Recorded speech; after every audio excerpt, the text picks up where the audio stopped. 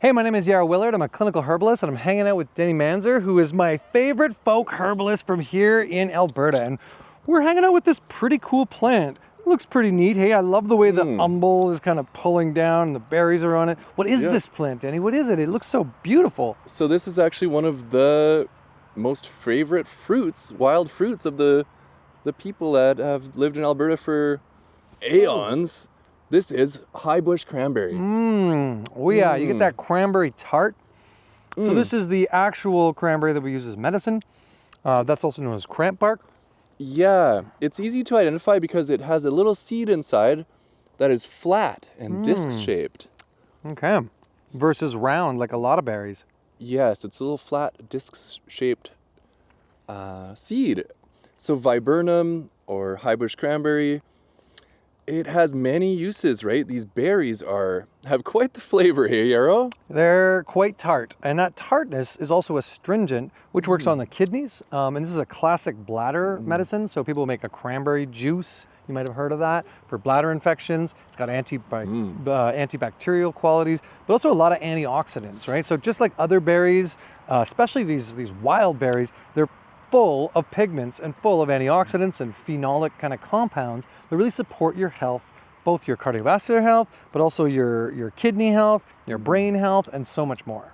And the thing we're really noticing here, Yarrow, is the sour flavor, hey? Yeah. So that sour flavor is incredibly good for you, too. It produces saliva, if you've noticed that. Yep, it does. My saliva is moving. But also that's a good heart tonic and a tightening, right? For all the tissues, again. Strengthening. And so this was actually famously made into sauce for meats. You can make a jelly with this, with a little bit of honey. And when you mix that with meat, it gets you to salivate and you actually digest your food a whole lot better. That's great. I mean, I've heard of turkey and cranberry sauce. Yeah, exactly. Yeah, I can imagine that all of those, and that's something actually I love, is like mince and lamb or cranberry and turkey. There's often a combination or a correlation between a berry that has a digestive quality and a meat that's hard to digest. So neat. And what about the bark? Yeah, so there's another interesting flavor you might be picking up on. A lot of people say Highbush cranberry tastes like socks, if you get that. Yeah. And interestingly, if you've ever tasted valerian, Highbush cranberry has some of the same compounds as valerian.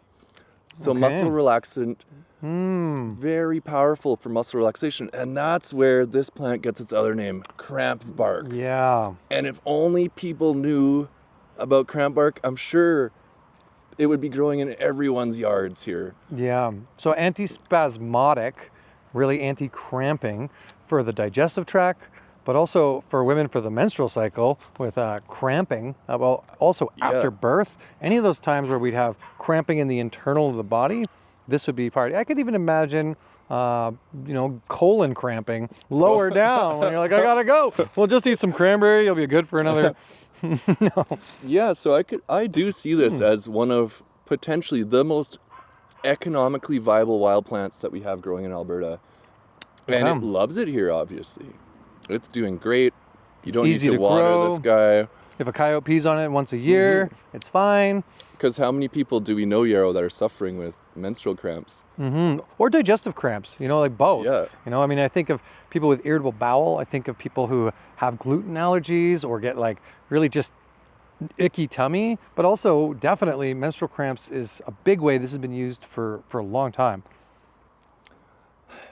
Yes, and even for if you have a lot of muscular pain, like you just did a lot of yoga, and you have this is a great... Like you just did a lot of yoga. Like yoga gives you muscle pain. We'll see if you work out and you work hard, or you dig a hole, or you do some labor work, you might find you got cramping muscles. So keep your eyes out for this plant. It is growing feral all over in the river valley. It's wild and incredibly valuable. So keep your eyes out for Highbush cranberry. All right, well, there you go.